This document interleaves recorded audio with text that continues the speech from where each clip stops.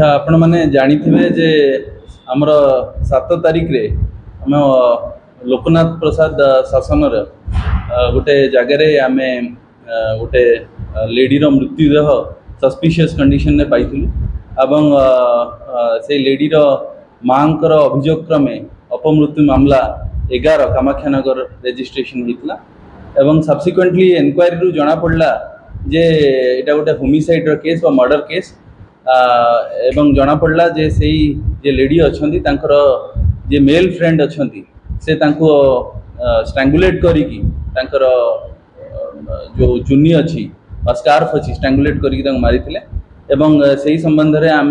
Arrest करिचे एवं Kamakhyanagar case number 165/24 under section 302/201 IPC registration.